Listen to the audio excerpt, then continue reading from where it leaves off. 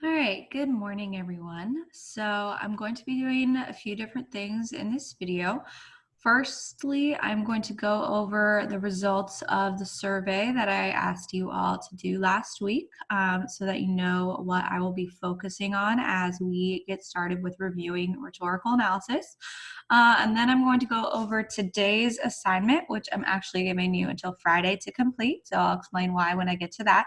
And then finally, I'm going to go over a tool that you can use at home for annotating PDFs.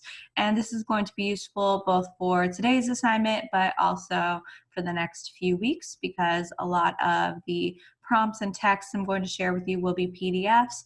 And if you don't have a printer, then I wanted you to have a good way to annotate those PDFs while you are working from home.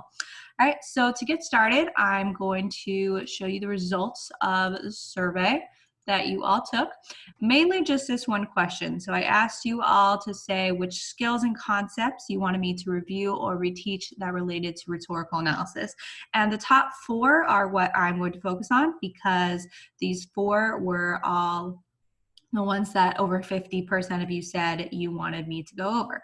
So the first one is that you all wanted me to go over rhetorical devices, techniques, and strategies. So we will be doing some review of that. The next one was how devices, techniques, and strategies help authors achieve their purpose. So this is kind of like very integral to rhetorical analysis. So we will definitely review that if all of you feel like you need help with that. 85% of you wanted to review earning the sophistication point, which we will certainly do, but it won't be our priority because that's only 1 out of 6 points and it is the most difficult point to get.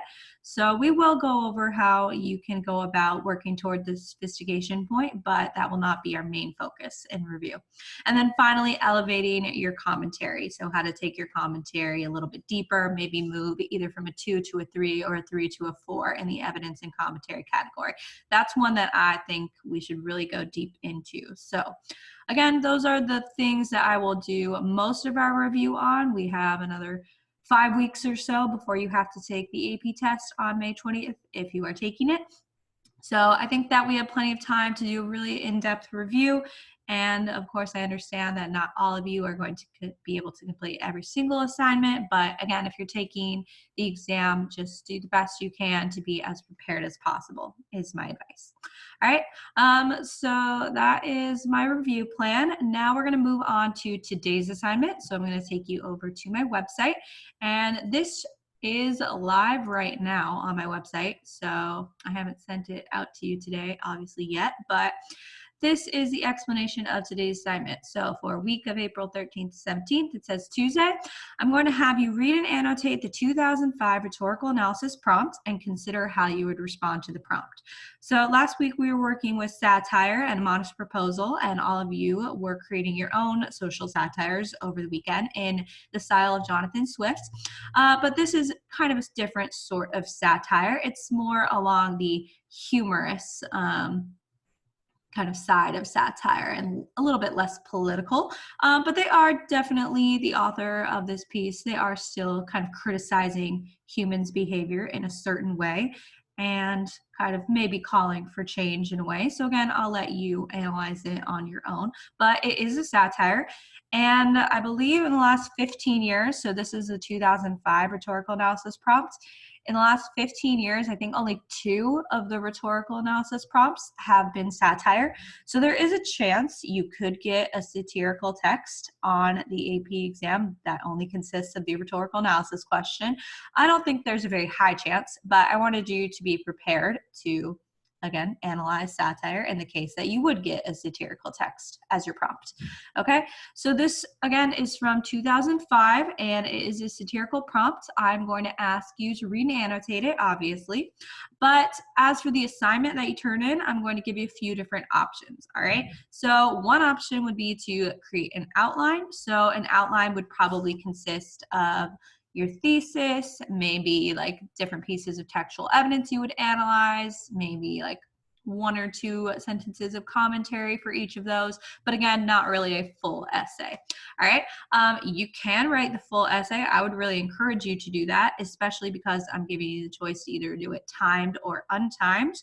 And again, writing the full essay would kind of give you some more practice.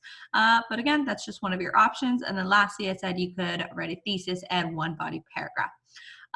So again, you can choose how you want to do this assignment, and it will be due this Friday. So now I'm going to just briefly show you the prompt. I'm not going to really go deep into analyzing it with you because I want you to practice doing that on your own. And of course, if you have questions, you can always ask me. So the prompt is going to be, let's see, on my website. If you click right here on 2005 Rhetorical Analysis Prompts, and it is a PDF. So like I said, I'm going to show you how I would recommend annotating this PDF. But again, this is from 2005. And just to read this top kind of prompt paragraph with you, it says the following article is a mock press release from The Onion, a publication devoted to humor and satire. So the prompt tells you that it is satire. So it's not like they're ever going to give you a text and not tell you it's satire and you would have to figure it out for yourself. So that's not something I would worry about. All right, so again, it tells you that this is a mock press release. So it is making fun of a press release. It says, read the article carefully and then write an essay in which you analyze the strategies used in the article to satirize how products are marketed to consumers. So again, it tells you that the satire is they are making fun of how different marketing companies kind of advertise their products. All right, so again, you might kind of guess that there might be a little bit of like criticism of maybe people's behavior in terms of how they like respond to advertisements. So marketing companies might phrase their press releases or ads in a certain way because people are more likely to respond to them.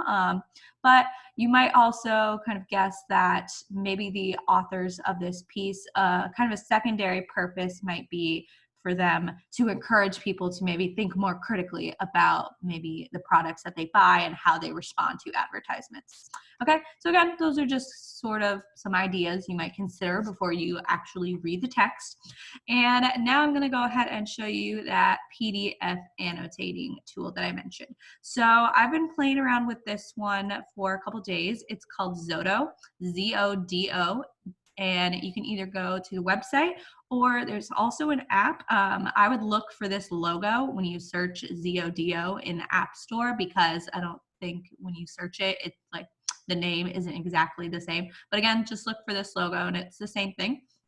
And then what you can do is when you click Launch Now, then it's going to bring you to a page where you can pick how you want to open the file. So you can open a file with Google Drive, you can open a file that's been saved to your computer or your phone. So there are a few different ways to open it, and obviously it's going to look a little bit different if you are using the app.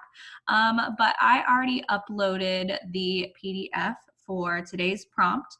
So again, today's prompt is from the 2005 AP exam, and it's not loading, so give me one sec. All right, I'm back. Sorry about that. So again, usually this website is pretty good to use, but sometimes it can be a little finicky. I definitely wouldn't like leave the page in the middle of your annotations because then they might not be saved, but obviously you can log in and then it will save your work. You can link this website to your Google account as well. So again, this is just a website that I recommend using to annotate PDFs. So I'll just show you some of the features really quick. So over here, you have like a pen, you can pick your color, you can do doodles. I don't know what shape that is, but again, it's just an example. You can highlight the text by, again, picking your color and then highlighting it. You can also do different underlines and things like that. You can, of course, type comments. So again, for example, you can have a comment over here on the left, and then you can go back and click it and read your comment. So again, I've just found that this is the best tool for annotating PDFs out there that I've been able to find for free. So that's what I would recommend you all use. But of course, it's totally up to you if you want to just annotate on paper or print out the PDF or however it works best for you.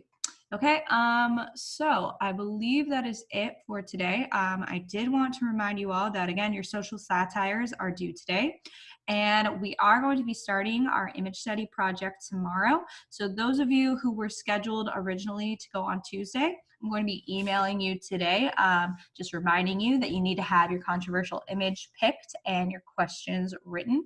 And then tomorrow I will explain where you're going to upload those pictures and then how everybody else is going to comment and respond to your questions and your controversial image.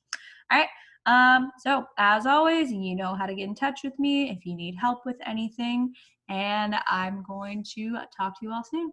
So have a good day. Bye.